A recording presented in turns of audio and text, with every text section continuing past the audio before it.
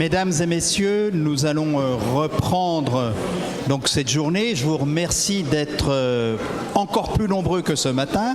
Donc, ce qui souligne le succès de cette journée et en même temps la passion qui nous anime tous ensemble. Et je vais donner immédiatement la parole à Monsieur Jean-Noël Jeannet qui va animer cette table, non pas ronde, mais qui va, je pense, nous permettre donc d'approfondir les questions qui ont déjà été abordées ce matin et aller vers des horizons nouveaux. Donc, Monsieur le professeur. Merci. Mesdames et messieurs, mes chers collègues, je sais gré à l'organisateur. Vous n'entendez pas? Quelle frustration. Il en faut deux? Il en faut deux au moins. Je disais donc, et je reprends, mesdames et messieurs, chers collègues, je suis très reconnaissant à l'organisateur et aux organisateurs de cette rencontre d'avoir souhaité que j'anime, que je modère une de ces rencontres. D'abord parce que, bien sûr, j'ai beaucoup de souvenirs dans cet amphithéâtre que je n'énumérerai pas, parce que je pense que vous n'avez pas souhaité que ces rencontres soient sous la couleur de la nostalgie, mais plutôt sous celle de l'ambition, de la construction, de l'avenir. Et c'est la tonalité que je voudrais que nous donnions à cette rencontre, à cette table ronde. Pourquoi on nous a réservé 1h30 1h30 que je vais organiser en demandant aux uns et aux autres d'introduire très brièvement, si possible, du point de vue binaire que j'ai proposé. Exceptionnellement, je ne serai pas ternaire, je ne sais pas si c'était déjà une trahison, mais c'est-à-dire, en gros, diagnostic. On entend? Je vais faire le crooner, ça va? Mais à ce moment-là, j'aimerais mieux avoir un micro qu'on peut mettre sur la lèvre. Enfin, je vais me débrouiller comme ça. Est-ce que vous m'entendez? Est-ce que vous percevez toutes les subtilités de ma pensée? Oui, ah ben alors dans ce cas-là, ça va bien. Je continue. Donc, je crois que nous souhaitons, disais-je, que cette rencontre ne soit pas sous les couleurs sombres uniquement de la nostalgie ou du chagrin, mais aussi marquée par des prescriptions, par des réflexions sur ce que peut être le bon combat qui nous réunit aujourd'hui. Il n'empêche qu'évidemment, on ne pourra pas se dispenser de dire que jadis, et même naguère, un certain nombre de données de la présence du grec et du latin, de l'Antiquité en général dans notre vie collective, que cette présence était plus marquée. Ces jours-ci, j'avais à regarder de près les débats de la loi de 1881 sur la liberté de la presse pour travailler à l'actualité, compte tenu des événements que vous savez, de ces débats. Et ce qui m'a frappé, sachant que nous nous retrouvions aujourd'hui, c'est évidemment la présence du latin et du grec. Un seul exemple, à un moment donné, Jules Simon, le grand Jules Simon, philosophe, qui a été très présent ici notamment, veut évoquer le fait assez simple que il ne faut pas se mêler de protéger, en condamnant le blasphème, de protéger les dieux, et qu'ils peuvent se protéger eux-mêmes. Et pour ça, il cite un plaidoyer de Dupin-Aîné en 1821 pour défendre Béranger, qu'on accusait de blasphème, et il dit « Les anciens qui n'avaient pas le bonheur de connaître le vrai Dieu avaient dans leur philosophie une maxime plus sage. Ils pensaient qu'il faut laisser aux dieux le soin de se venger eux-mêmes. Deorum, injurias, diis, curae, esse. » C'est un des rares lieux où je ne suis pas obligé de traduire. Donc spontanément, ça valait encore. En 1961, je me rappelle les tribunes de l'Assemblée avoir entendu un député d'origine grecque, il était UNR, Koumaros, citer du Thucydide en grec. Et j'avais eu la curiosité d'aller voir le journal officiel. Il faut dire qu'il y avait deux jeunes camarades de l'école normale qui étaient secrétaires des débats. Le texte était en grec, parfaitement reproduit. Je crois que c'est une des dernières fois qu'il y a du grec au journal officiel, débat de l'Assemblée.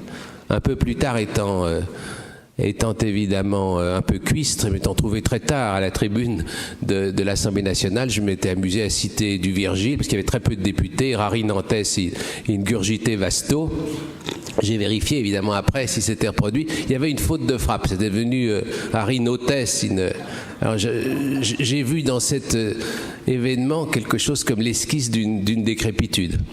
Mais enfin, j'ai dit que nous ne situerions pas notre réflexion sous cette couleur-là, et je voudrais que nous réfléchissions ensemble sur ce que l'on peut et ce que l'on doit faire. Je minimiserai pas l'importance de ce que chacun d'entre nous, à titre individuel, peut faire dans ce bon combat. Je crois qu'il est très important de ne pas s'en remettre à l'idée d'un effort uniquement collectif.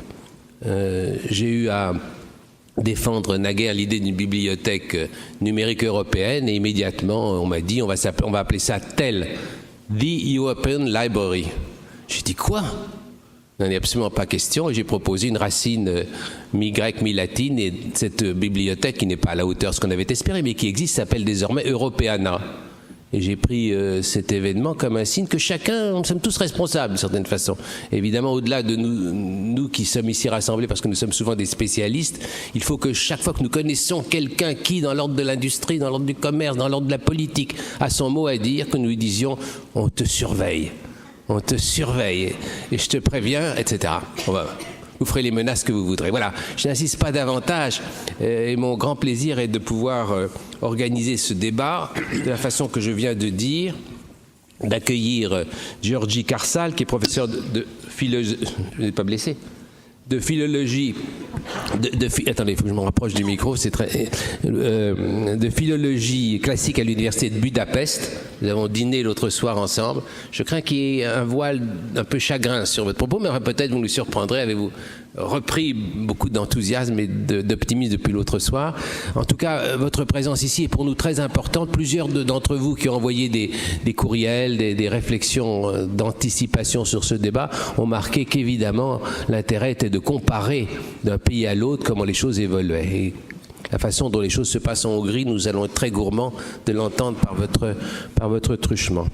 Je suis à la place à cette table ronde. Chacun connaît le professeur au Collège de France, Nicolas Grimal, qui est polyglotte au-delà du possible, et qui, j'ai compris, enfin au-delà du possible, qui est polyglotte.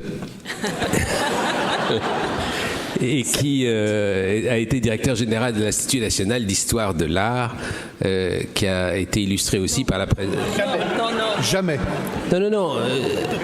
Ouais, alors je me rappelle mon vieux truc, mais je ne le ferai pas ici, c'est pour voir si vous étiez attentif. Visiblement, vous l'étiez. J'ai sauté une ligne. Mais c'est l'effet de l'amitié que je porte à Alain Schnapp, que je me hâte de présenter comme professeur d'archéologie grecque à l'université Paris 1, nous avons eu à nous retrouver quand je m'étais responsable de la Bibliothèque nationale de France, et que vaillamment Alain Schnapp défendait mètre par mètre, mètre carré par mètre carré du côté de Richelieu, jusqu'à conquérir la salle Labrouste au grand chagrin de beaucoup de nos conservateurs, défendait les intérêts de l'INHA. J'en reviens à Nicolas Grimal, qui a été directeur honoraire de l'Institut français d'archéologie orientale au Caire et professeur au Collège de France. Sa chaire s'appelle Civilisation pharaonique, archéologie, philologie, histoire. Quand nous parlons d'Antiquité, évidemment, nous ne nous bornons pas au latin et au grec. Barbara Cassin, il faut toujours une philosophe. Et avec quel talent. Elle est directrice de recherche émérite au CNRS et présidente, que vous le savez, du Collège international de philosophie. Ça c'est vrai, non? Non. Ben, c'est écrit là. C'est écrit, mais c'est faux. Alors c'est faux. Alors voilà. Vous avez compris que nos organisateurs sont admirables, mais ils ne sont pas libres et exempts parfois de quelques défaillances. Et ça, franchement, tout à l'heure j'assumais, mais pas ça. J'ai à ma droite un perpétuel, secrétaire perpétuel de l'Académie des inscriptions et belles-lettres, Michel Zinc, professeur lui aussi au Collège de France, avec la chaire des littératures de la France médiévale. Et j'ai eu aussi de lui quelques bandes-annonces l'autre soir de ce que vous aviez, mon cher camarade, l'intention de nous dire. Et puis Alain Schnapp, que j'ai déjà par mégarde eu à vous présenter. Voilà, alors je vais donner la parole d'abord, pas seulement par courtoisie, mais je crois que c'est une manière de marquer que nous sommes évidemment complètement défensifs par rapport à toute tentation de gallocentrisme. Je donne la parole au professeur György Karszál, qui enseigne la philologie classique à l'université de Budapest. Vous avez la parole pour quelques brefs instants. Merci. Monsieur le professeur, Monsieur le Président. Et tout d'abord, je voudrais remercier les organisateurs, Isabelle, Jean-Christophe, de m'avoir invité à ce colloque extrêmement important pour l'avenir de nos études partout dans le monde, non seulement en Europe. J'ai suivi le matin avec un intérêt particulier. Pour vous dire la vérité, je voulais intervenir à un moment donné pour y ajouter la définition peut-être élargie de l'Antiquité, parce que nous avons parlé, ou vous avez parlé de la Grèce, de l'Italie, du latin et du grec, mais comme si à part ces deux grandes cultures, il y avait un désert. Dans l'Antiquité, pourtant, je pense l'Égypte, pour en parler quelques mots, pour ne pas aller plus loin vers l'Orient, la Mésopotamie ou l'Inde ou l'Asie du Sud. Heureusement que sur l'affiche, l'interprétation de l'Antiquité est beaucoup plus large, comme nous en avons parlé le matin. Alors, ce que je pourrais vous apporter aujourd'hui, avant tout, c'est un bilan de la position, de la situation de nos études classiques en Hongrie, évidemment, surtout du latin, du grec. Je viens d'un pays où la langue officielle de l'administration jusqu'en 1848, c'était le latin. Une des langues officielles de l'administration. Et aux universités depuis le XIVe siècle, c'était la langue évidente pour enseigner et pour apprendre, c'était du latin. Et je n'aurai pas le temps que pour vous présenter une situation de régression plutôt triste de nos renforts, de nos études en Hongrie, et là aussi seulement à partir des changements de gouvernement, de régime, c'est-à-dire de 89 jusqu'à aujourd'hui. Je pense que je parcourrai très vite tout ce que j'ai préparé pour vous avec les statistiques, les informations, et on y reviendra si vous voulez plus tard dans la discussion.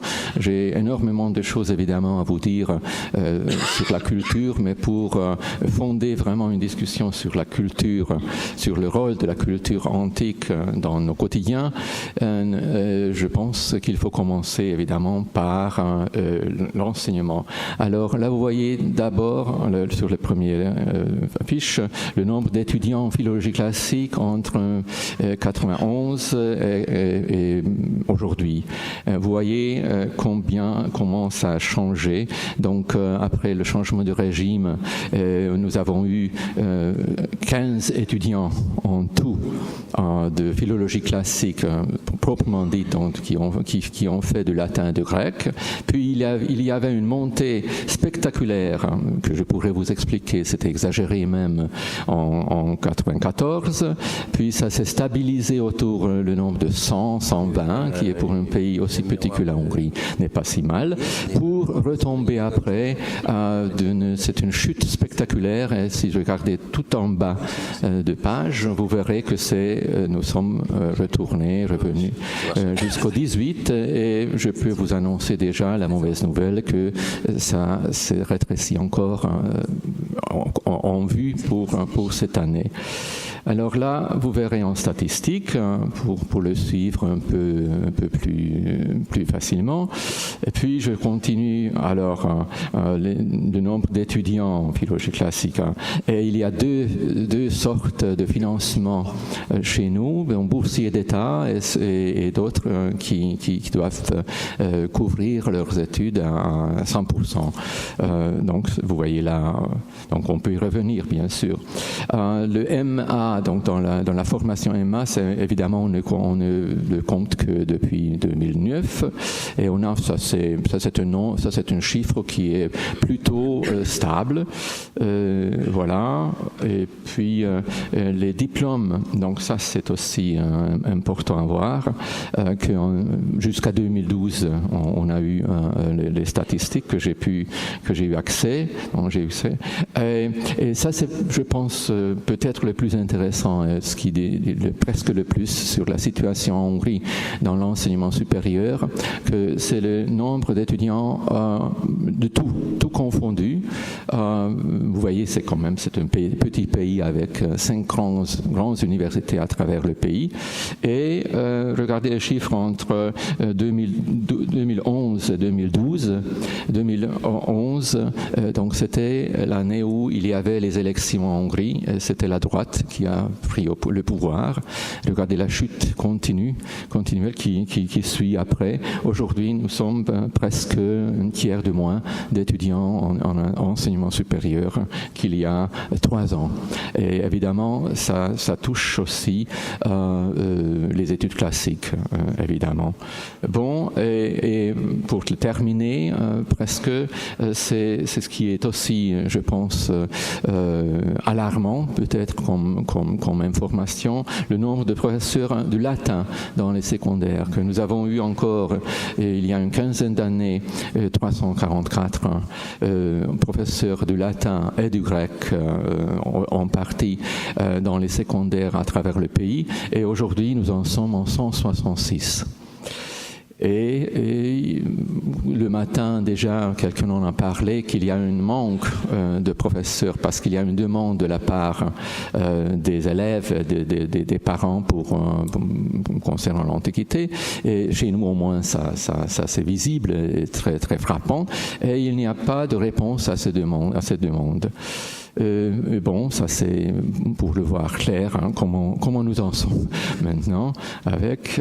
Et voilà, il y a une branche, en Hongrie, on peut faire passer un examen en langue étrangère de toutes les langues, et hors cursus universitaire, on peut aussi passer ces examens.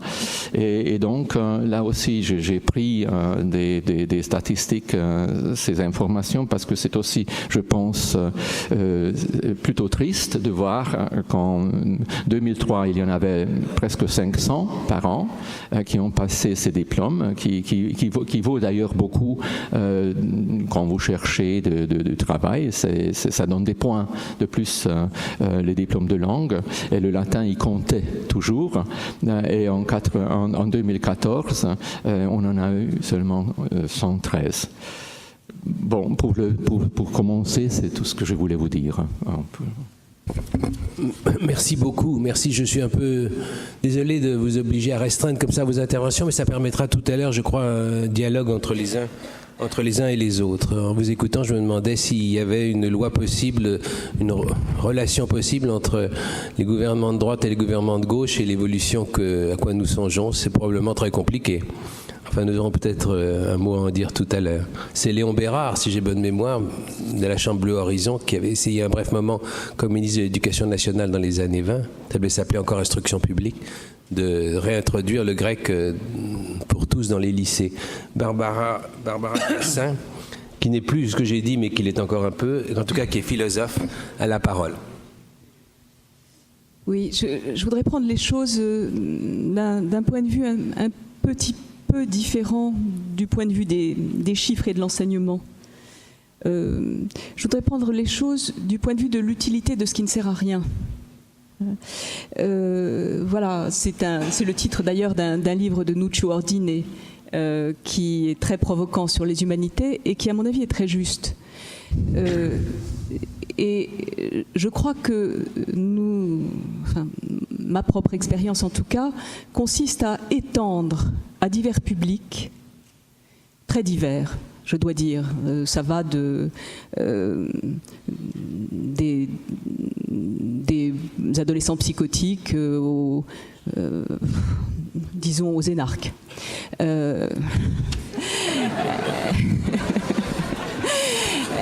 Nous sommes curieux des intermédiaires. Mais... Voilà.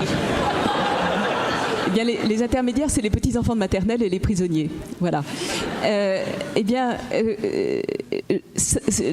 Mon travail, au fond, ce qui m'a le plus intéressé dans mon travail, a consisté à étendre l'expérience de la lecture de textes latins et grecs et latins plutôt, à des populations qui n'avaient pas vocation directe à cela. Et c'est de cela dont j'ai envie de parler très brièvement en vous disant pourquoi ça m'intéresse à ce point-là. Et pourquoi il s'agit alors vraiment de grec et de latin, mais pour moi de grec.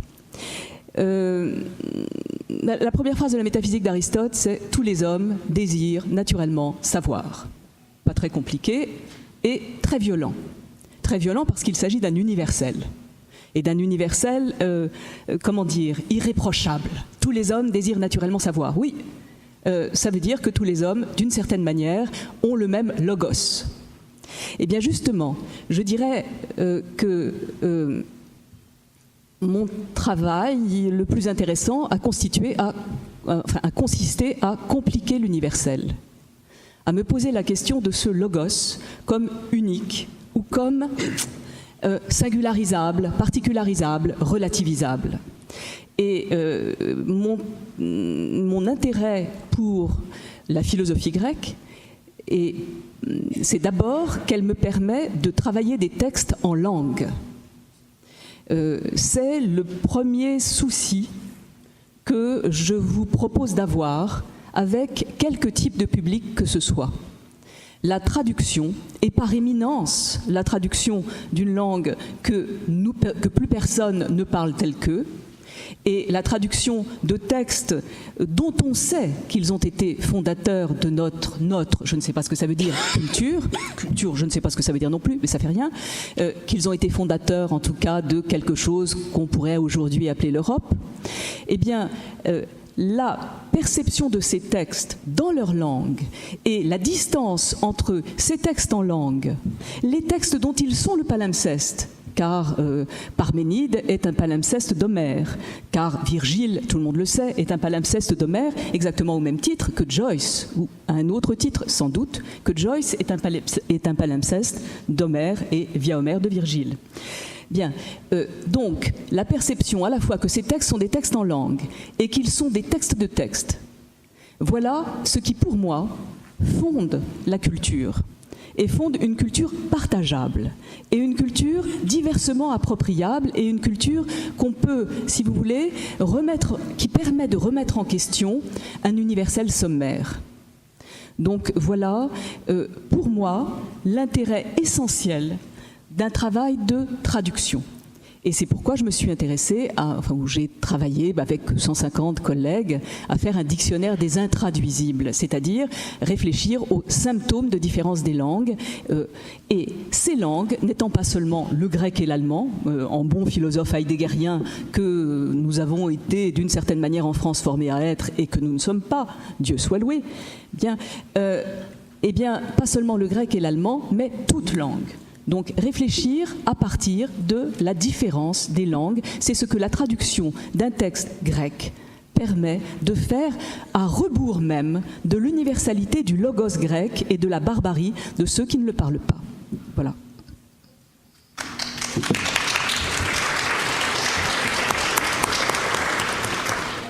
Je remercie les uns et les autres pour la sagesse de leur gestion du temps. Ça va nous permettre ensuite de débattre entre nous. Je crois que ce sera très heureux.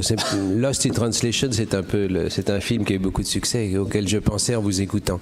Je donne maintenant la parole à Michel Zinc, qui est secrétaire perpétuel de l'Académie des inscriptions et belles-lettres et professeur au Collège de France. Michel. Merci, cher ami. Donc, vous m'entendez, là, ça va? Je vais retomber de hauteur philosophique à des considérations qui vous paraîtront bien triviales. Et la considération la plus triviale qui nous réunit ici depuis ce matin, c'est que nous sommes, ou que nous avons l'impression d'être sur la défensive.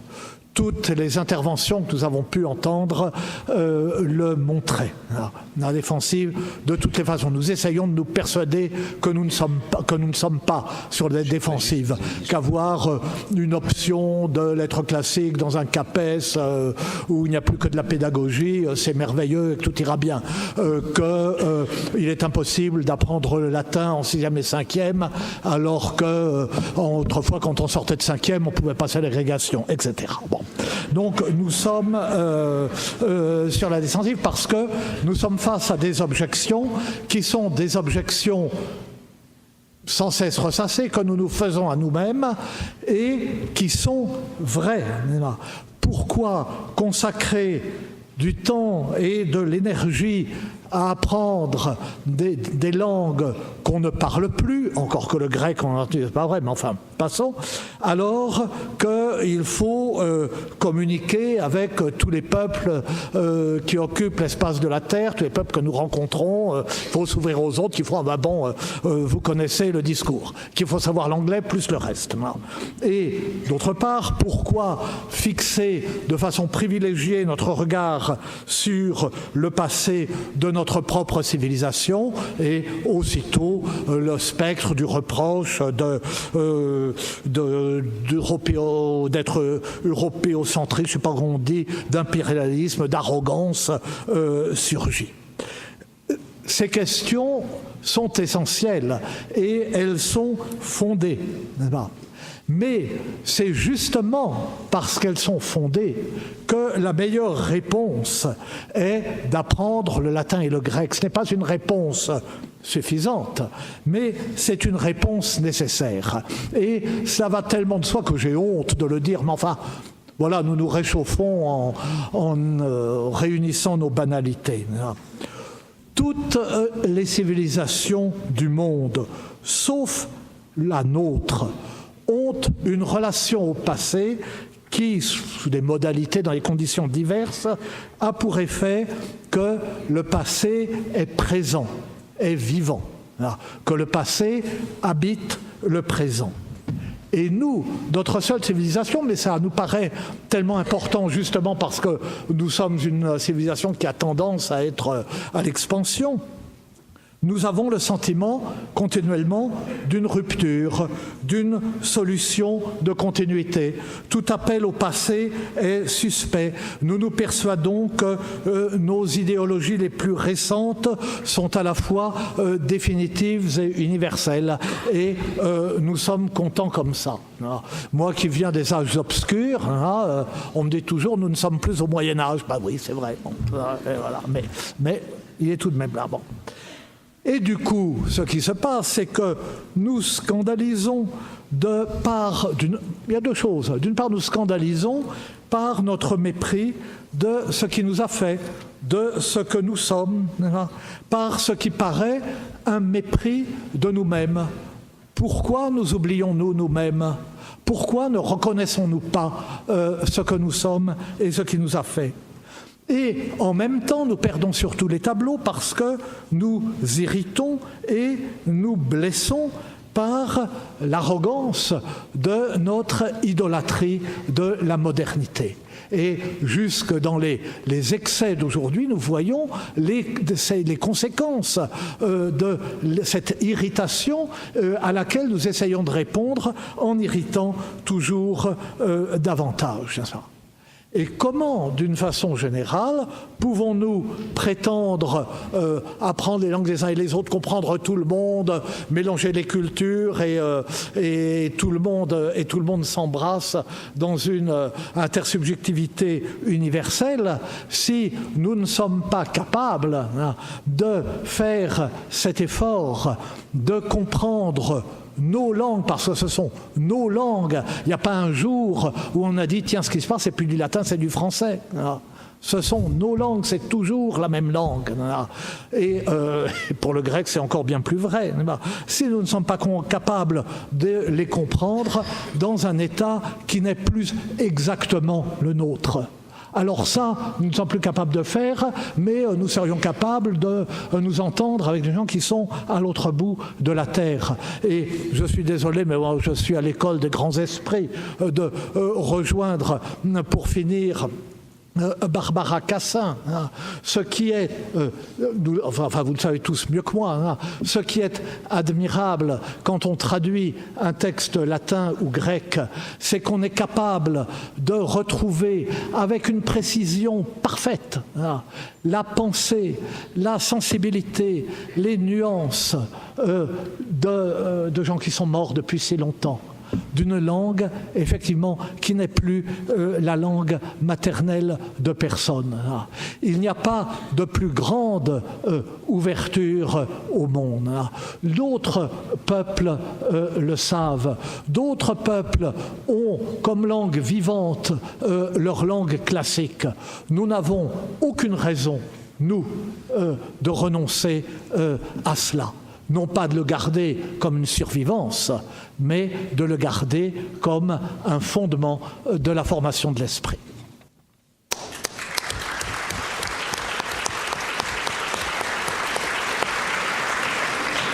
Je crois que nous avions besoin, enfin on ne s'en lasse jamais, d'avoir un appel de cette densité, même si c'est évidemment cette conviction qui nous réunit, celle que le soleil à midi, ça écrase les formes, alors que c'est la lumière rasante. J'allais dire celle du couchant, non, celle de l'aube. Celle de l'aube qui permet de mettre en lumière toutes les aspérités, diversités, les jeunesses de tout ce qui fait notre culture. Je me réjouis maintenant de donner la parole à Alain Schnapp, ancien directeur général de l'Institut national d'histoire de l'art. Merci, cher ami. Mes collègues viennent d'évoquer devant vous les constructions intellectuelles qui permettent de nous représenter le passé et qui nous donnent les clés nécessaires à son intelligibilité. C'est-à-dire que si nous étions brusquement coupés du patrimoine latin et grec, comme nous l'avons été pendant des siècles, du patrimoine mésopotamien ou du patrimoine égyptien, et mes collègues en parleront tout à l'heure, ou dans une autre session, la situation serait totalement différente. Imaginons, encore une fois, que le trésor de langue, constitué par l'accrétion de la tradition grecque et de la tradition romaine, nous soit impossible à déchiffrer. Nous vivrions dans une société totalement différente. Quand les grands clercs carolingiens, pour m'en remettre à mon plus proche voisin, réclament à force et à corps et à cri de revenir au latin, de lire le latin, il y a quand même une petite voix minoritaire d'un homme de Wissembourg, Otfried von Wissembourg, qui écrit au roi carolingien en lui disant « Mais pourquoi nous, les Allemands, devrions-nous nous exprimer en latin ? L'allemand est quand même, enfin le francique est quand même notre langue. » Et donc vous voyez que les débats sur nouveauté des langues, ancienneté des langues, antiquité des langues et langue moderne et langue ancienne, il est presque aussi vieux que l'humanité elle-même. Les latins se reprochaient déjà de ne plus être capables de lire l'étrusque. Et Francis Johannes, qui nous en parlera peut-être tout à l'heure, il pourrait vous montrer comment, pour les érudits mésopotamiens, la relation avec le sumérien, qui n'a rien à voir avec l'akkadien, était fondamentale. Donc, il faut se garder de jeter le bébé avec l'eau du bain et de penser que ce qui fait la substance de la langue, c'est la langue parlée, comme les historiens vous le rappelleront, de penser que l'histoire, c'est ce qui vient d'arriver, et Polybe l'a dit mieux que quiconque. Je voudrais juste, dans les quelques minutes qui nous réunissent, vous inviter à une petite méditation. En entendant tout à l'heure mes collègues, je pensais à cette phrase prononcée en 1832 par Montalembert à la Chambre pour protester contre l'érosion des bâtiments historiques et la bande noire. Et qu'est-ce que dit Montalembert ? Montalembert, c'est une phrase qui me paraît une des plus belles phrases de la langue française. « La mémoire du passé ne devient importune que lorsque la conscience du présent est honteuse. » Et cette phrase, elle me paraît si belle, d'abord par la simplicité de son expression, et par le fait qu'elle est un appel à être attentif aussi bien aux données matérielles qu'aux données immatérielles. J'entends par les données immatérielles, ce sont justement ces langues qu'il nous est si difficile de saisir, et sans lesquelles nous serions perdus. Et les données matérielles, c'est un des sujets dont je m'occupe, c'est tout ce qui reste du passé, ce qu'on a appelé les reliques. Ce que en latin on appelle les ruines, ruina. Mais ruine en latin a un correspondant qui est un autre mot, vestigia, les vestiges. Et vestiges, ça ne veut pas dire les ruines, même si dans nos vocabulaires modernes, les deux mots continuent à exister. Parce que vestige, c'est une empreinte. L'empreinte des pas d'un animal sur le sol. Cela veut dire que le vestige, il est intact. il garde son intelligibilité. Tandis que la ruine, elle a perdu du sens dans le long processus de sa décomposition. Et voyez-vous, ça fonctionne en grec aussi, parce que si vous prenez un terme comme erépia, vous êtes dans ruine, dans la même racine de destruction, et un terme comme ikné, c'est la trace, le signe, ce que l'on voit des animaux quand on chasse. Hein. Et d'ailleurs, une partie du vocabulaire de la chasse est liée à ikné. Donc si on réfléchit à cette tension, on peut croire qu'elle ne traverse que nos langues indo-européennes. Eh bien, gardez-vous du contraire, j'ai demandé à des sinologues, ça marche très très bien en chinois aussi. Et dans la Chine ancienne, comme dans la Chine moderne, on oppose ce qui s'est défait à ce qui a été marqué, ce qui a laissé une empreinte, comme celle de ces animaux sur le sable, étymologie qui ordonne le mot de vestige en chinois qui s'énonce J. À quoi cela peut-il nous mener dans la réflexion ? À réfléchir à la fragilité dans leur double permanence et impermanence des notions de matérialité et d'immatérialité. La ruine, c'est du solide, on en voit les traces, c'est un tas, c'est des décombres. Trümmern, disent les Allemands. Et puis, le vestige, c'est un tout petit symbole, un mot gravé. Le pied du Christ dans la basilique de l'Assomption, dont Paulin de Nol nous dit, on a cherché ce pied, cette trace de pied, à la monumentaliser, à la protéger, mais le sol refuse toute protection. Ce qui garde la trace du pied du Christ dans la basilique de l'Assomption, c'est juste cette petite trace dans le sable auquel on ne peut toucher. Alors vous me direz, mais ça c'est une leçon chrétienne ?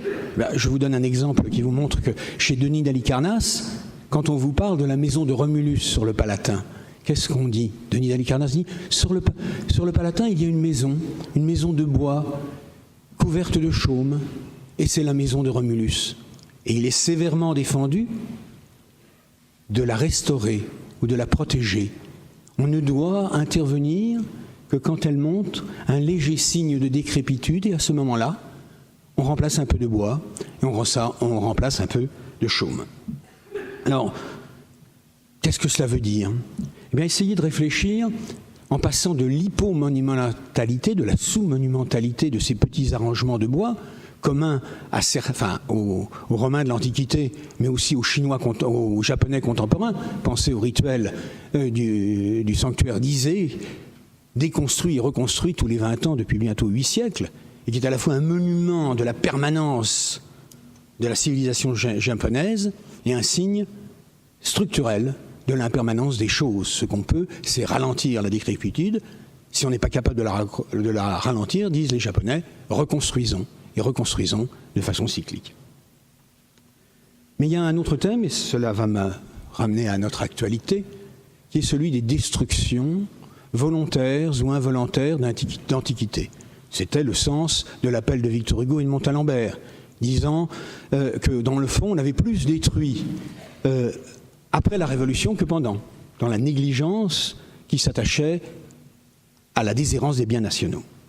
Et si nous regardons aujourd'hui, nous pensions encore il y a quelques semaines que les Bouddhas de Bamiyan seraient le dernier épisode, et vous avez vu ce qui s'est passé à Mossoul ces jours-ci, et qui se passe de façon structurale dans tout l'espace occupé en Syrie par l'armée, par Daesh, et qui menace dans bien d'autres endroits. Et ici, il y a des fouilleurs qui ont bien connu Aïkanoum et qui savent ce qu'il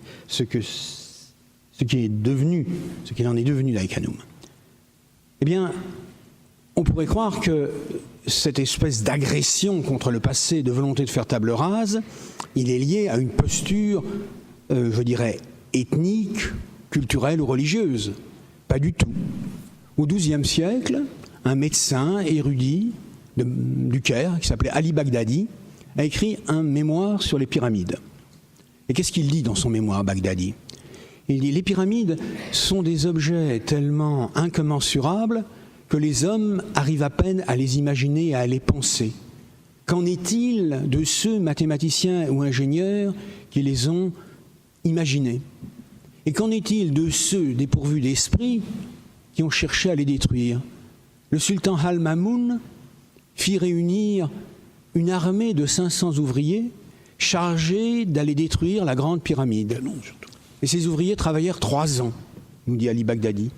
Et au bout de 3 ans, ils n'avaient construit qu'un tout petit tunnel. Et la pyramide était toujours là. Alors un des vizirs se tourna vers le sultan et lui dit « Mais vas-tu continuer longtemps à faire cela ?»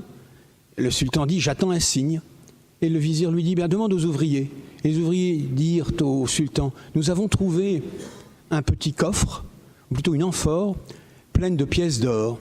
Et quand on a compté le nombre de pièces d'or qu'il y avait dans l'amphore, il correspondait exactement à la dépense engagée par le sultan pour la destruction de la pyramide. » Du coup, à al-Baghdadi, on voit bien que ce genre de comportements ne sont pas seulement stupides du point de vue de la culture, mais qui sont stupides aussi du point de vue de l'intelligence.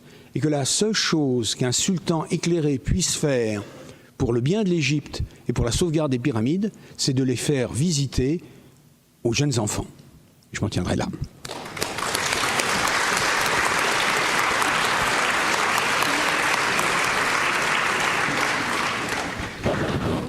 Je ne sais pas si le titre des actes de ces rencontres est déjà choisi, mais en vous écoutant, je me disais qu'on pourrait assez bien utiliser votre position binaire, qui est tellement suggestive, du genre des ruines au nom, des vestiges.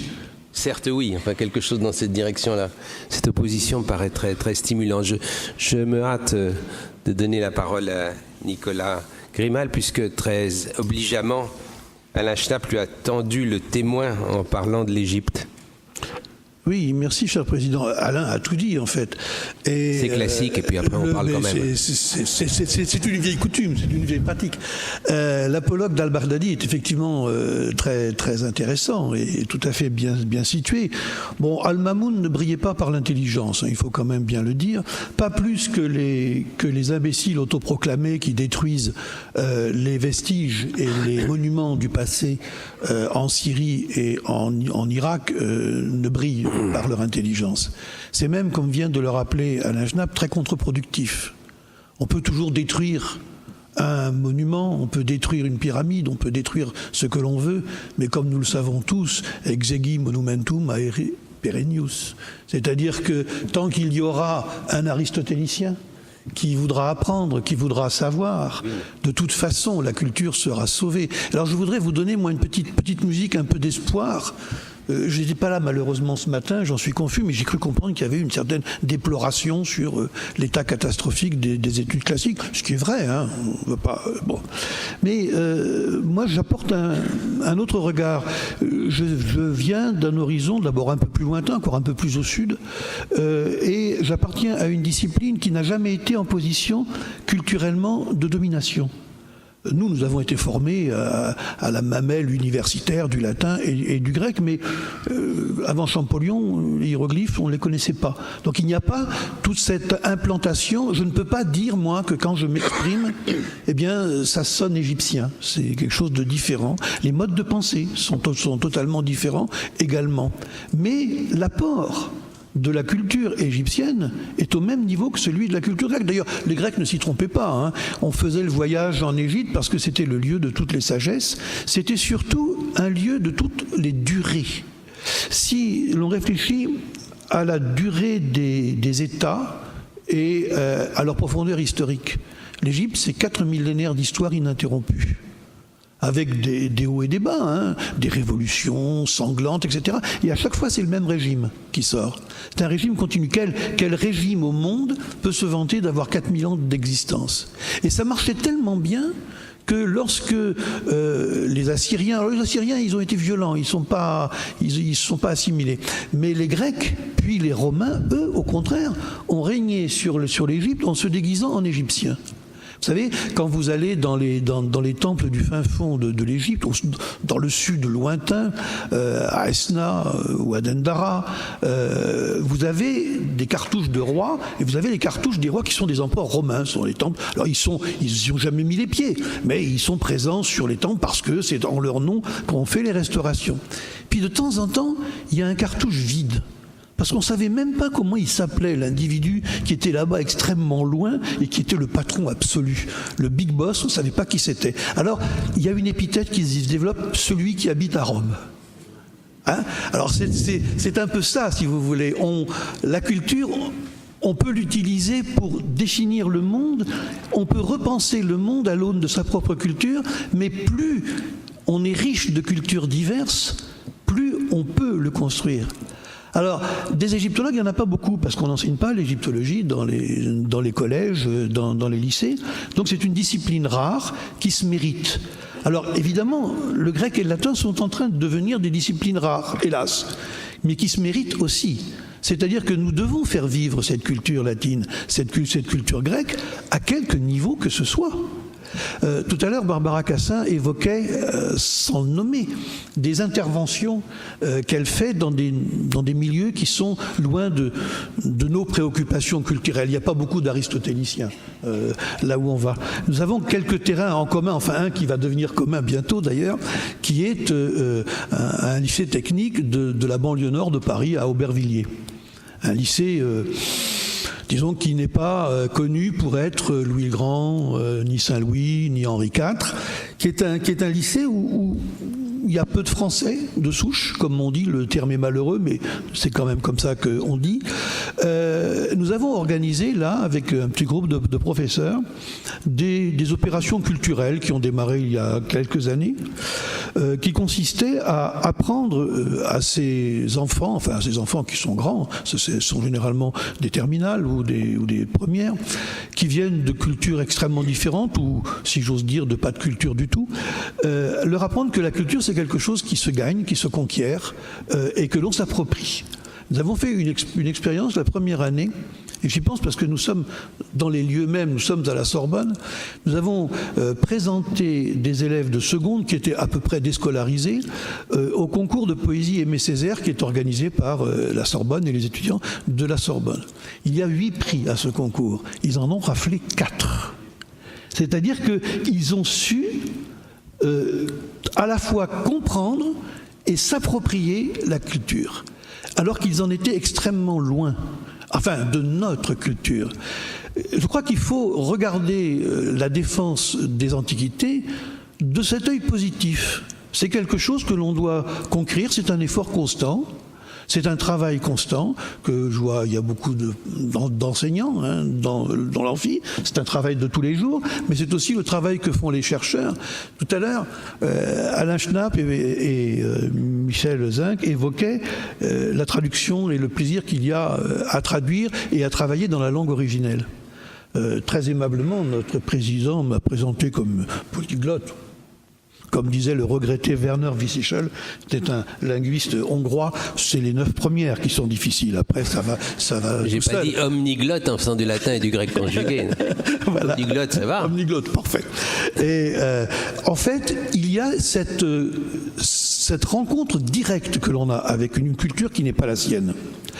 La traduction, je parle sous le contrôle de Barbara Cassin, est un art extraordinairement difficile, parce que pour être un bon traducteur, cela veut dire qu'il faut comprendre et s'assimiler ce que l'on traduit, ce que l'on lit. Il ne suffit pas de savoir mettre un mot en face d'un autre, il faut comprendre les concepts. Bref, il n'y a pas de bons traducteurs qui ne connaissent la culture de celui qu'il traduit.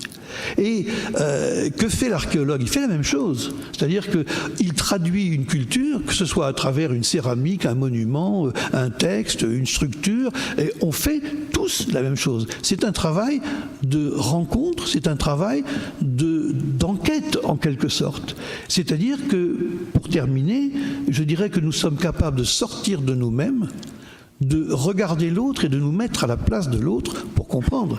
C'est ce que nous ont appris les Grecs et les Latins, mais c'est ce que les Égyptiens faisaient aussi. Je pourrais vous citer des sagesses égyptiennes qui disent exactement la même chose. Voilà, je vous remercie. J'arrête.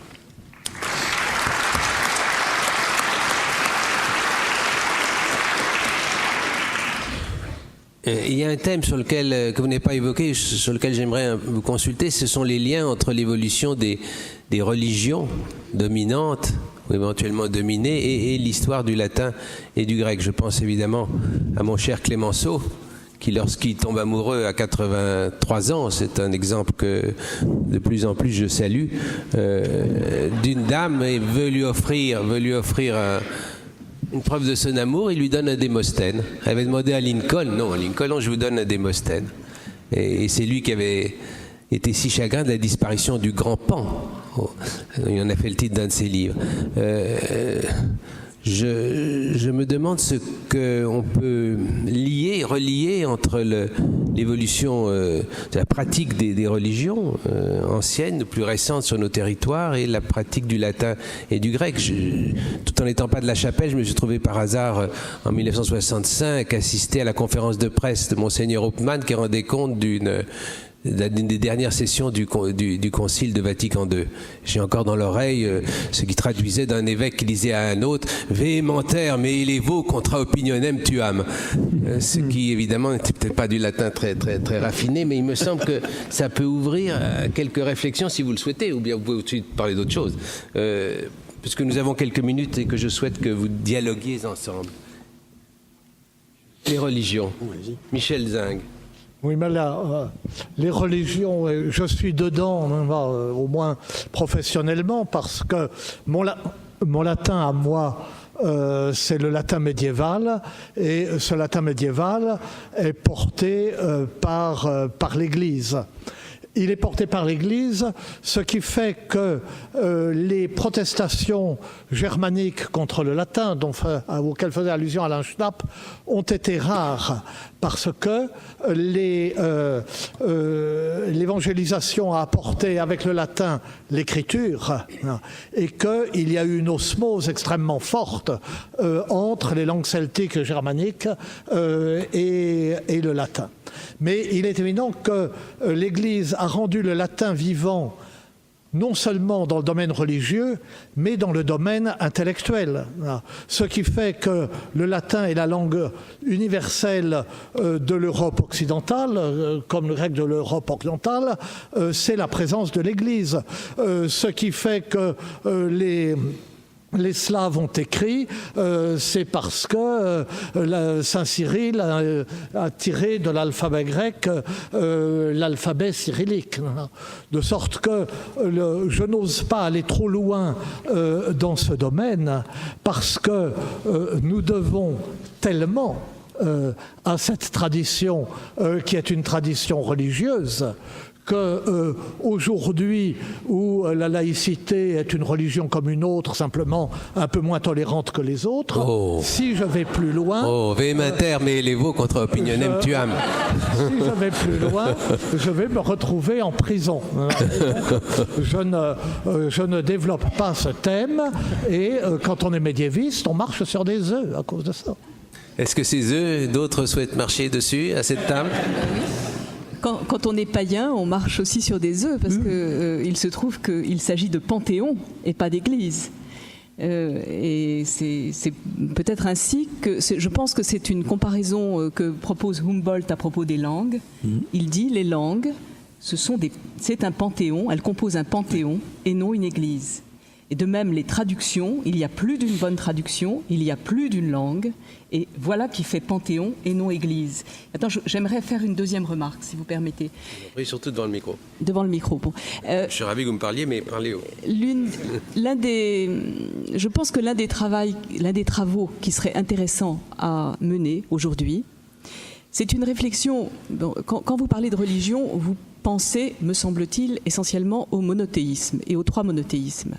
Et je pense que l'un des travaux importants qu'il conviendrait de mener aujourd'hui, c'est une réflexion sur les trois monothéismes et même, je dirais, sur les intraduisibles des trois monothéismes. C'est-à-dire, prenons chacun des grands textes, des textes sacrés, et voyons autour de quels mots ils s'enroulent, sans lesquels ils n'existeraient pas. Et travaillons non pas à faire une convergence des valeurs, qui n'a aucun sens, mais à faire une comparaison des singularités. Et à mon avis, on avancera. Merci Nicolas Grimal. Oui, c'est juste, évidemment, moi j'ai un petit peu de mal à rattacher le latin à la religion égyptienne, c'est pas évident, mais je voudrais faire juste une petite observation. On considère, disons du point de vue laïque, on considère généralement que la religion est une limite à la transmission des connaissances, puisqu'elle impose un contenu. Je voudrais simplement faire observer qu'en Égypte pharaonique, pendant 4 à 5 millénaires à peu près, toute la culture a été transmise par les temples. C'est-à-dire que les temples, c'est bien évidemment le lieu où le Panthéon s'exprime, si je puis dire, mais ce sont aussi les universités, les écoles, les bibliothèques, à tel point qu'on en a conservé des registres, on a des listes, et puis on a même eu le bonheur de retrouver des décharges publiques d'écoles avec les ostracas inscrits. À Deir el-Médine, on a des dizaines de milliers de textes scolaires. C'est qu'on en a une bonne vision. Et on se rend compte que le fixisme de cette religion qui n'évolue pas pendant tout ce temps-là, s'accompagne d'un fixisme de l'écriture et de la littérature. Les grands textes classiques, qui pour la plupart sont écrits au début du 2e millénaire avant notre ère, sont retranscrits sans qu'on n'y change rien 3 millénaires après dans la même langue, qui est une langue de pure convention. C'est comme si nous faisions nos cours en latin. C'est pas une mauvaise idée d'ailleurs, je suis assez pour. Si nous faisions nos cours dans un latin qui ne serait pas un latin de cuisine, mais qui serait un beau latin cicéronien. C'est un programme pour le Collège de France. Voilà. Mais on va peut-être y penser. Oui, oui. Je pense que John Shedd pourrait faire ça. Non, vous voyez, c'est pour vous montrer la distance qu'il y a et bien voir qu'une culture peut se transmettre, alors que la langue entre le début du 2e millénaire et l'époque romaine a connu 4 évolutions majeures. C'est-à-dire que dans la rue, on parle d'une langue complètement différente. Eh bien, cette langue-là reste la langue de transmission de la culture. Alors, il y a toutes sortes de réflexions à faire là-dessus, bien évidemment, qui sont liées à la politique, à la société. Mais je pense que nous pouvons, par la transmission que nous avons de la culture classique, de la culture latine, jouer un petit peu ce rôle. Peut-être nos universités seraient-elles les nouveaux temples de la culture latine et grecque. Merci. Je vous sens sceptique. Mais cette idée forte va pénétrer. Tout à l'heure, vous aurez la parole pendant un bref instant, juste ce qui convient. Professeur Karsai. Alors, en ce qui concerne la Hongrie, l'Église catholique, on a eu beaucoup d'espoir posé sur l'Église concernant nos études, en fonction qu'après 40 ans, 50 ans d'oppression russe et l'interdiction quasiment générale des études classiques dans les écoles secondaires et même à l'université, et qu'avec le changement de régime, ça reviendra maintenant avec une force importante. Et malheureusement, ce n'était pas le cas. Donc même aujourd'hui, dans les écoles dans les secondaires gérées par l'Église, le latin disparaît presque complètement. Donc là, il n'y a rien. Mais si je peux me permettre, donc revenir à la question fondamentale des enjeux de demain, et donc, du rôle de l'Antiquité dans notre culture.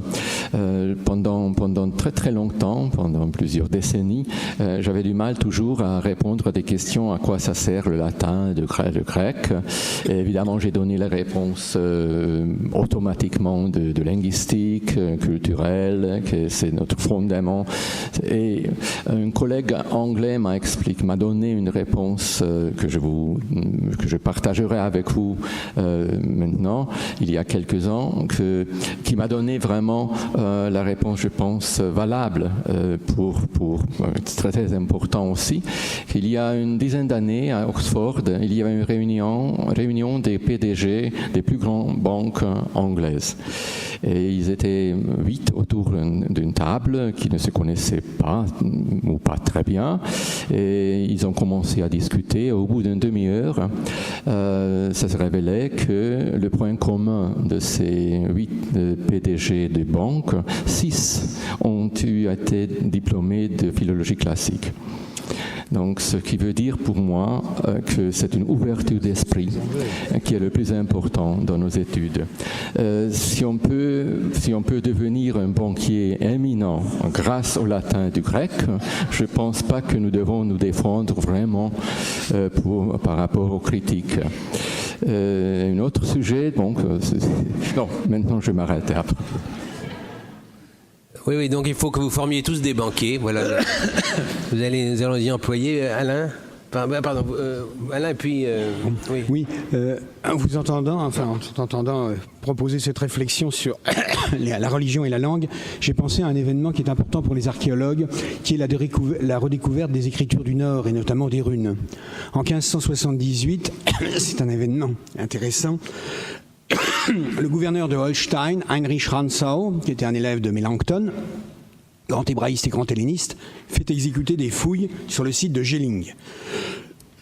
Et là, il trouve la première des tombes des rois chrétiens du Danemark, en caractère runique. Il les traduit. Et il fait élever une pyramide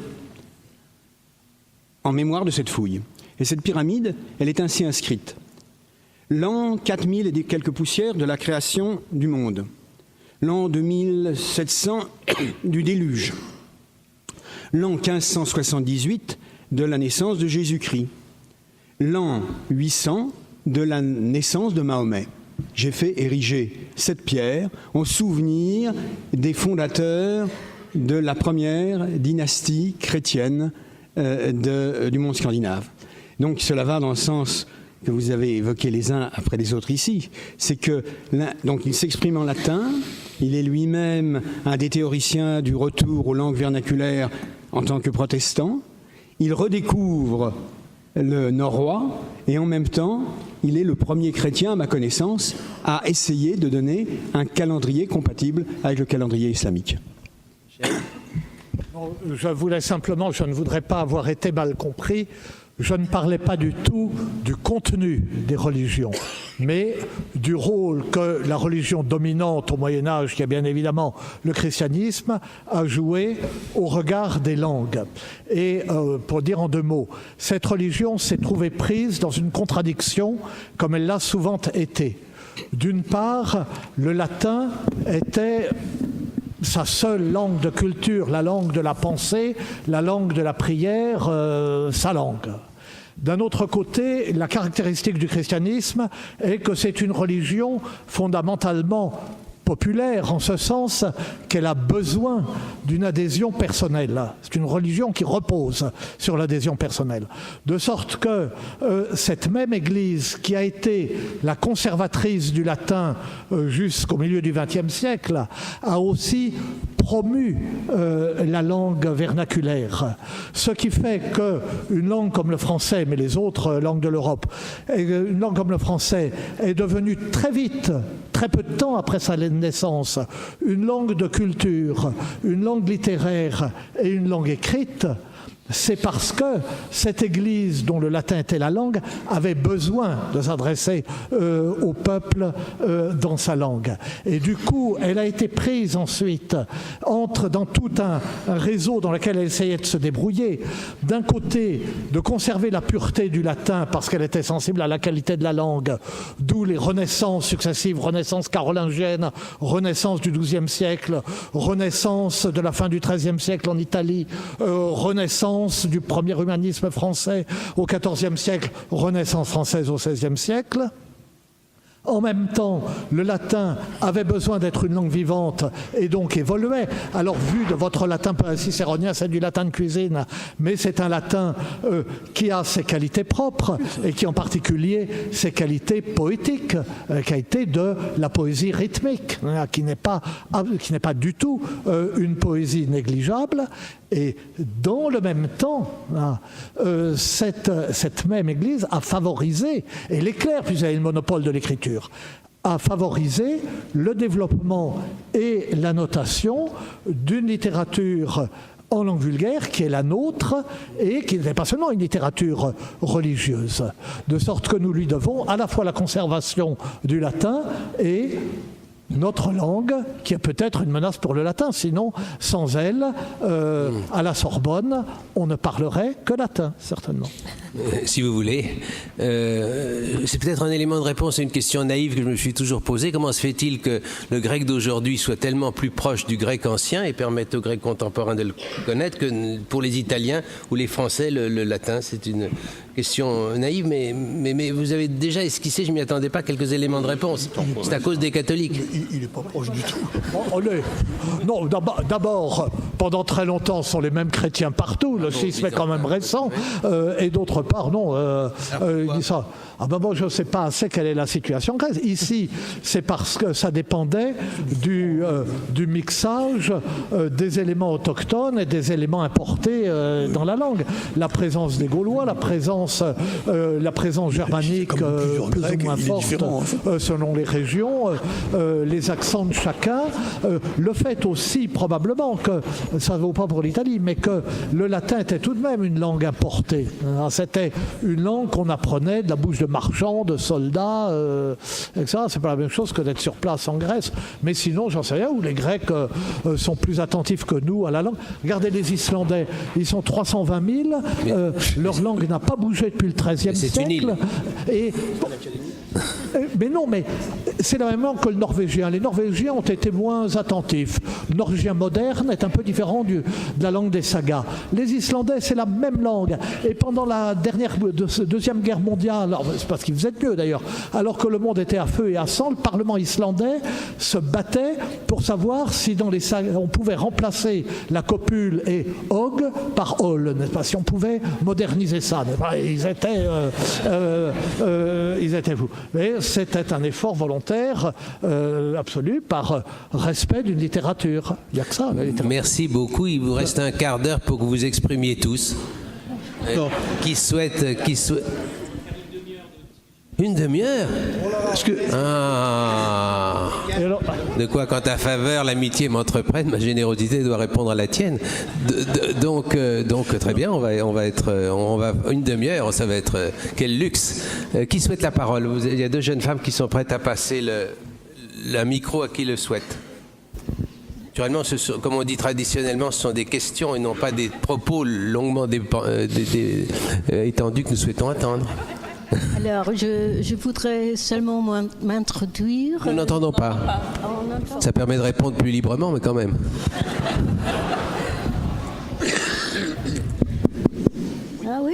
Ah oui, ça va.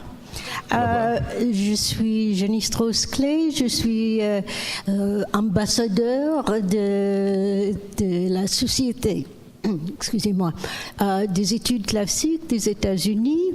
Je suis ici pour écouter, pour apprendre. J'ai déjà appris beaucoup de choses, malgré la grande différence de système d'enseignement universitaire. Mais tout de même, on a beaucoup de problèmes en commun et je crois qu'on peut vraiment apprendre des choses utiles mutuellement. Je dirais que surtout ce matin, on a parlé de 2 choses, il me semble, de l'enseignement, comment attirer les étudiants, les élèves, d'apprendre le grec et le latin. Et on a eu aux États-Unis, on a fait expérimenter enseigner les enfants de 8 ans dans les inner city schools, le latin, et puis on a vu qu'ils ont eu 100 points de plus pour les examens d'entrée à l'université. Et alors là, les parents ont fait une pression pour qu'on enseigne le latin aux enfants. Autrement, la question de la formation des enseignants, je crois qu'aux États-Unis, on fait trop attention au comment enseigner. Ici, peut-être c'est l'autre. C'est-à-dire, aux États-Unis, comment, mais pas quoi enseigner. Ici, peut-être c'est l'inverse. Est-ce que Je ne sais pas, mais j'aimerais bien savoir si, parce que j'ai passé quelques semaines où j'étais à l'école normale supérieure à Lyon, la classe d'agrégation. Les étudiants ont été très doués et très intelligents, tous. Mais il y avait quelques-uns qui ne savaient pas enseigner du tout. Alors, est-ce qu'on fait quelque chose pour la formation d'enseignants en France? C'est une question. Alors,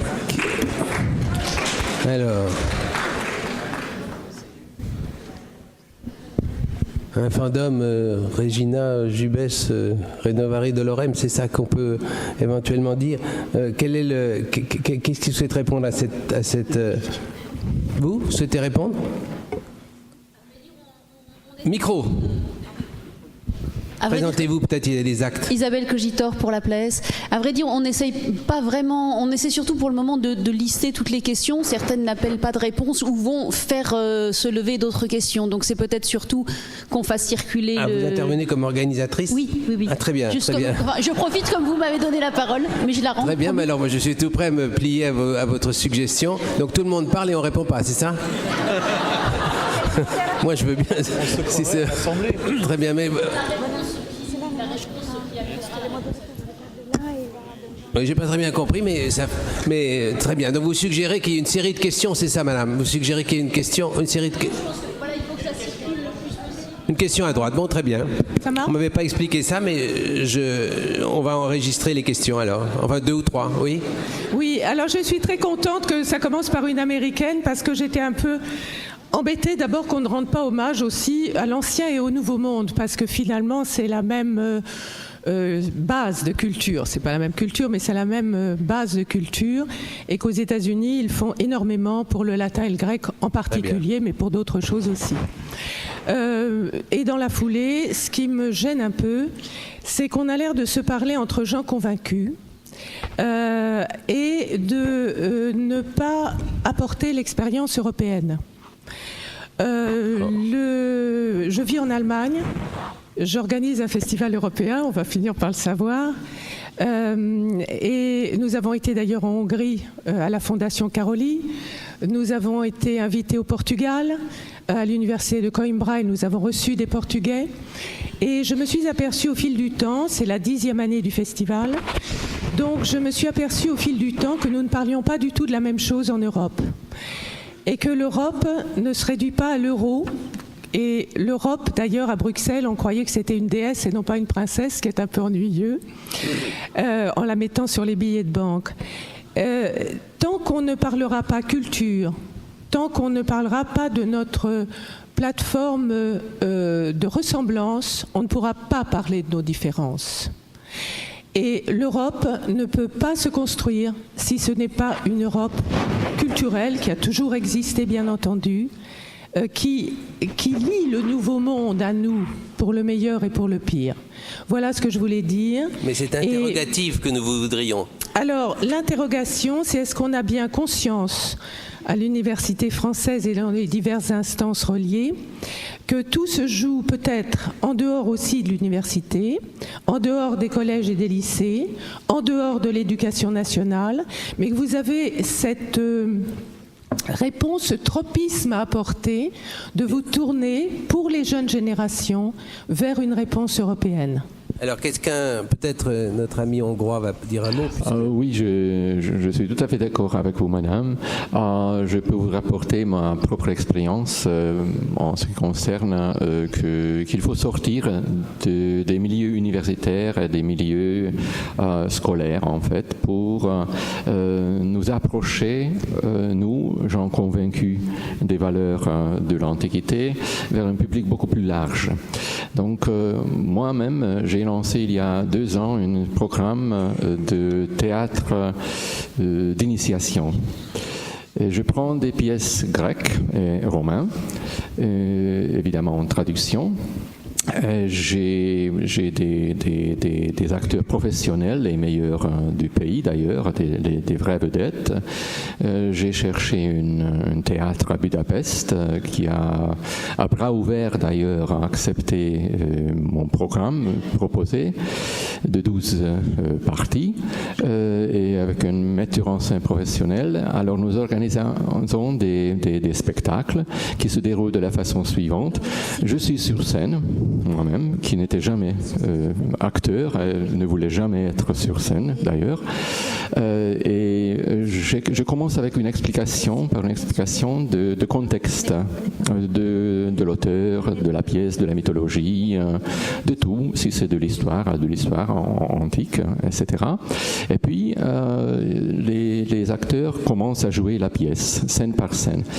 Et du coup, j'interviens, je les arrête, je pose la question, mais de quoi il s'agit, hein? C'est qui cet Agamemnon, qu'est-ce qu'il fait, pourquoi il vient avec une deuxième épouse à la maison de Troie, qu'est-ce qu'il pense de lui, comment son épouse recevra telle cette jeune fille, Cassandre, est-ce qu'elle ne sera pas fâchée, etc., des choses pareilles. Et parfois je redemande même des scènes, des textes, et j'explique, et on continue, et on va jusqu'à la fin de la pièce. Évidemment, ce sont des scènes choisies par moi-même, et je dois vous dire que ça a un succès fou en Hongrie. Il y a des soirées organisées pour tout public, maintenant un peu à travers le pays, on nous invite.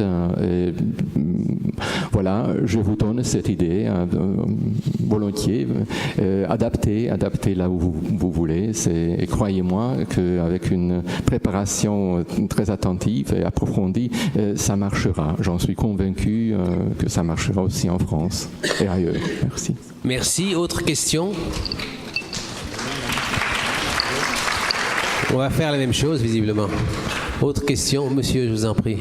François Martin pour la CNARELA. Moi, je tiens à rappeler que le dialogue entre les langues européennes actuellement existe à propos des langues anciennes dans une association européenne qui s'appelle Euroclassica et qui réunit toutes les associations des pays européens.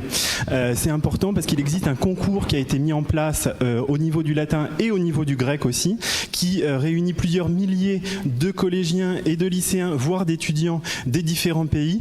Et c'est à mon avis important d'y participer puisque Alfred Reitermeier, qui était l'ancien président d'Euroclassica et qui est responsable du concours aujourd'hui, défend le dossier auprès de la Commission européenne pour que le latin et le grec soient reconnus dans le cadre européen commun de référence des langues au même titre que l'anglais, l'espagnol, l'allemand, etc. Donc je pense qu'il faut qu'on rappelle l'existence de cette association Euroclassica. Voilà.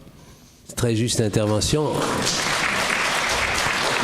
Et l'avantage, c'est que quand vous vous rencontrez, vous n'avez pas besoin de frais d'interprétariat. C'est une des seules associations. Oh, dit quelqu'un. Oui. Autres interventions? On laisse de l'autre côté. Je vous en prie. Puisqu'il s'agit de poser des questions. Pouvez-vous lever, madame, s'il vous plaît, qu'on vous voit? Ce sera une satisfaction. Jacqueline Christian. Ma chère Jacqueline. Une spécialiste de Sparte. Mais bon. Le micro près des lèvres. Puisque poser des questions, je voudrais savoir si, à travers de sortir du monde universitaire, car les choses passent actuellement par les médias. Et il s'est passé quelque chose en Grèce, à ma connaissance, d'extrêmement important pour nos sociétés, qui est la naissance de la pensée rationnelle. Et c'est aussi cette chose qu'il nous faut transmettre, je pense, et cette chose qui peut intéresser tout le monde. Et par ailleurs, je voudrais dire à Madame Cassin, à Monsieur Grimal, que je crois effectivement que dans les banlieues, là, ces endroits que l'on a tendance souvent à négliger et à considérer comme en dehors de ce genre de questions, il pourrait y avoir au contraire une très grande demande pour ce genre de savoir. Je veux juste donner un petit détail à ce propos. Il n'y a pas que Barbara Cassin et moi. Notre secrétaire perpétuel lui-même intervient aussi à Aubervilliers. Je veux dire, on n'est pas... vous savez, le collège, puisque nous sommes probablement ici les seuls à être professeurs de collège dans cette assemblée. Ça s'appelle de la coquetterie, ça. Nous sommes restés très jeunes et très près de notre public. Barbara? Non, sur ce point, non. Non, alors les médias, bah oui, les médias, faudrait une chaîne en latin, on va en parler au service public. Non, je ne pense pas non plus. Autres interventions? Oui, il y a une dame là. Pardon? Anne Gaillet-Turner, observatrice à l'Interculturel européen. J'ai une question pour Barbara Cassin peut-être, mais d'autres aussi. Je suis pas du tout d'accord avec le monsieur à côté de monsieur Jeanneney. Moi, il me semble pas, pour avoir beaucoup travaillé récemment en Grèce, que l'héritage grec soit issu, cette langue grecque, d'un quelconque christianisme. La Grèce d'aujourd'hui est bien sûr, et même les popes vous le disent, pagano-christianiste. Et je pense que l'intérêt, je voudrais donc poser cette question, est-ce qu'en cette période de tension géopolitique, il n'y a pas quelque chose à faire entre enseignants et d'autres personnel bienveillant et compétent pour parler de cet héritage des anciens Grecs qui est aussi un héritage polythéiste, voire païen, c'est-à-dire une ouverture aussi d'esprit par rapport à ces menaces aujourd'hui communautaristes religieuses qui viennent un tout petit peu assombrir et menacer les jeunes générations et les influencer. Je pense qu'il y a une bouffée d'air frais dans la manière de faire passer à l'intérieur de l'enseignement du grec et le doute philosophique et le questionnement. Donc l'anti-obscurantisme et l'héritage païen, car je ne crois pas, et je crois bien connaître le sujet en ce qui concerne la Grèce, autant le latin, il y a certainement une connivence avec les Romains catholiques, je suis une protestante d'origine, mais par contre je crois vraiment que avec l'héritage grec et en nous réunissant philosophes, sémiologues, historiens, tout ce que vous voulez, on peut vraiment ouvrir les esprits des jeunes générations. Merci. Georges Clemenceau serait content de vous, mais je n'ai pas compris que Michel Zing ait dit ce que vous avez cru ou critiqué qu'il ait dit. Je ne sais pas, je pense qu'il souhaite le préciser, non ? Non, je ne parlais pas de la Grèce, donc je ne vois pas très bien le rapport entre ce que j'ai dit et ce que dit madame, mais... Ça s'appelle une conversation. Mais en revanche, je se poser une oui, Barbara. En revanche, ça me paraît tout à fait juste de dire que si on lit un texte d'Homère et qu'on le lit vraiment, qu'on considère le fait qu'il s'agit du divin Ulysse et que les épithètes homériques sont des propres aussi, on peut commencer à comprendre que, au fond, la différence entre le paganisme et le monothéisme, c'est que celui qui arrive en face, il se pourrait bien que ça soit un dieu. Et ça, c'est vrai chez Homère. C'est comme ça. Ouais. Et c'est comme ça que je définirais le paganisme. Celui qui arrive en face, Ulysse, Nausicaa, c'est peut-être bien un dieu. C'est vrai que ça change tout, y compris à cette table ronde. Y a-t-il d'autres interventions ? Oui, je vous en prie. Madame Cassin parlait... Qui parle ? Madame très bien. Louisella Simpson. Madame Cassin parlait de populations qui n'ont pas vocation directe à étudier l'Antiquité occidentale. Micro. Oui. Affirmez-vous. Ça ne marche pas. Oui. Donc voici ma question. Quel rôle les étudiants chinois peuvent-ils jouer dans le futur de la connaissance et de la promotion de la connaissance de l'Antiquité? J'ai animé 2 ans de suite des séminaires pour étudiants chinois se spécialisant en histoire de France à Beijing, Peking University. J'ai pu constater le vif intérêt pour l'Occident et sa culture chez de nombreux jeunes et moins jeunes qui portent en eux l'enthousiasme de la réouverture culturelle de l'après-Mao. Et telle brillante étudiante, d'abord diplômée en littérature chinoise, s'était par exemple spécialisée en langue grecque ancienne et moderne. C'était une fondation privée grecque qui contribuait dans cette prestigieuse université à financer cet enseignement. Or, de ces brillants étudiants à la recherche d'une carrière et d'une voie pour leurs études, très sensibles à toute incitation sous la forme de cours offerts et de mentors, il en existe des centaines de milliers en Chine. Comment pouvons-nous multiplier massivement les échanges et les incitations dans la fenêtre de temps qui nous reste, où la Chine demeurera ouverte et profondément intéressée à l'Occident et à son passé ? Merci. Barbara a été interpellée. Ou bien Nicolas je crois que oui. Non, moi je suis très sensible à votre question et je crois que ça commence à se faire beaucoup et qu'au lieu du classement de Shanghai, on s'intéresse aux universités de Shanghai et aux étudiants de Shanghai et ça fait du bien. Je dirais qu'un certain nombre d'étudiants viennent maintenant en France et par exemple, j'ai des étudiants remarquables qui viennent en sachant le grec et en réfléchissant aux traductions des catégories d'Aristote en chinois, où, comme vous savez, le verbe être n'existe pas réellement. Donc c'est passionnant. Et mon biais, pour moi, c'est toujours le rapport aux langues, à la traduction, avec cette idée d'ailleurs, pour répondre à une intervention précédente, que la langue de l'Europe, c'est la traduction. Merci. Nicolas Grimal. Oui, juste un mot pour aller dans le même sens. Peut-être parce que, étant dans une discipline plus rare, les ouvertures apparaissent mieux, mais actuellement, l'un des plus brillants papyrologues spécialistes de papyrologie de l'Antiquité tardive, en poste au Caire, est chinois. Juste comme ça, pour signaler que sur une voie extrêmement étroite, on a déjà, et quant aux échanges qui se font avec les archéologues chinois, je crois que mon collègue Buterlin lui-même est intervenu en Chine, ce sont plus que des passerelles. Il y a une vraie coopération qui existe. C'est très important, bien sûr, pour l'universalité de nos ambitions. Est-ce que d'autres interventions? Oui. Qui a la parole? Tout en haut. Oui. Vous surplombez. Allez-y. Bonjour. Donc Pierre Cuvelier, TZR en lettres classiques actuellement. Merci pour vos interventions. Je voulais simplement poser peut-être un enjeu qui peut servir aussi de lien entre le thème de la matinée sur l'enseignement et le thème de cet après-midi sur la culture européenne.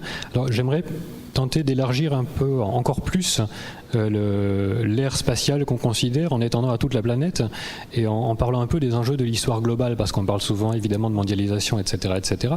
Mais il me semble aussi qu'il y a eu un profond, je ne sais pas si c'est un renouvellement, mais en tout cas des nouvelles approches en histoire qui ont été réalisées sur ce sujet de l'histoire globale et des communications ou des non-communications entre les différentes aires culturelles déjà dans l'Antiquité, et je serais curieux d'avoir les réactions ou les remarques des différents intervenants de cet après-midi sur ce thème-là. Alors si ça vous inspire. Merci beaucoup. Oui, on peut. Oui, Nicolas. Oui, nous avons créé au Collège de France une chaire d'histoire globale qui est tenue par le professeur Subramaniam. Ça fait partie effectivement des choses auxquelles on fait plus que réfléchir. Et quel historien. Donc ici. Oui, Sandra Boulanger. Oui, bonjour. Oui, je vous en prie, nous vous écoutons. Maîtresse de conférence en histoire grecque à l'Université de Strasbourg et formée au grec par Georges Karchay, ici présent. Une petite question, peut-être à Barbara Cassin, ou pour rebondir sur ce que disait Barbara Cassin. On parle aujourd'hui beaucoup d'Antiquité comme origine, comme héritage, comme lieu fondateur d'une culture européenne que l'on peine un peu à définir, puisque Barbara Cassin a mis précisément des guillemets à culture. Et il me semble, enfin probablement pas qu'à moi, et il me semble qu'une démarche un peu différente, qui met au jour les singularités, comme vous l'avez dit, par le biais d'une traduction ou d'une comparaison transculturelle, une démarche qui admet qu'on pose toujours au passé des questions du présent. Quelles autres questions d'ailleurs? Regardez, aujourd'hui on parle de religion. Aurions-nous discuté des mêmes choses à un autre moment? Donc des questions du présent que l'on pose au passé, et que cette démarche, sous cet angle-là, moins axée sur les origines et les héritages, serait plus fructueuse. Ce voyage en terre exotique permettrait de revenir vers notre modernité, d'en percevoir les nuances, l'étrangeté, la multiplicité, et serait peut-être un moyen de montrer l'utilité d'une approche des antiquisants, une démarche qui permettrait une action sur le présent. Qu'en pensez-vous? Qu'en pensez-vous, Barbara? J'ai une expérience à rapprocher de votre question. J'ai enseigné en Afrique du Sud au moment de la commission Vérité-Réconciliation, et là, il s'agissait explicitement de savoir comment on pouvait faire pour fabriquer un nouveau peuple, le peuple arc-en-ciel, et pour fabriquer une nouvelle Athènes.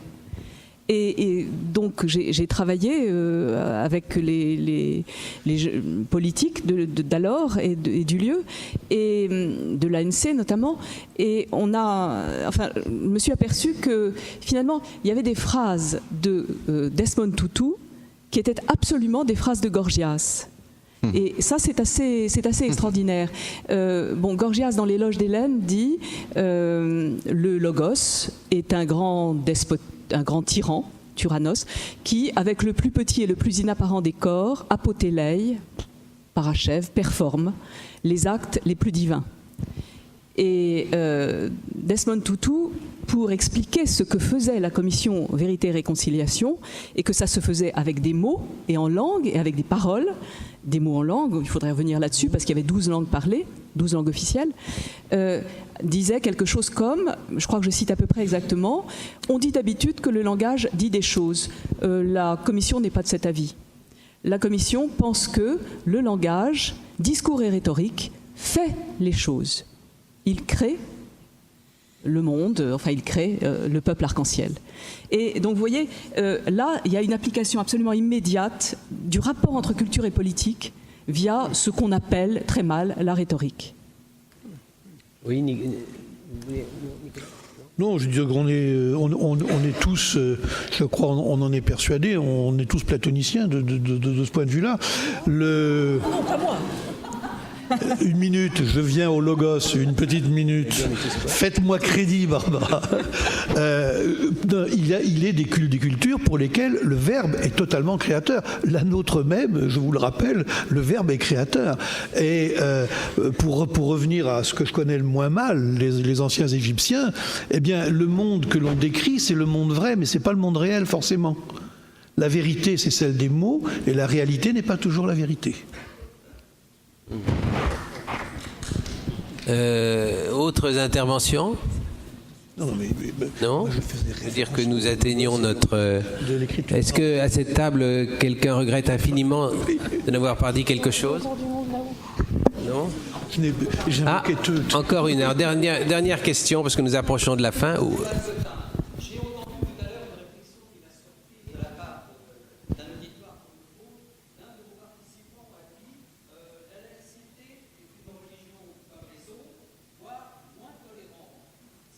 Non, mais on a déjà repris ce propos. C'était une...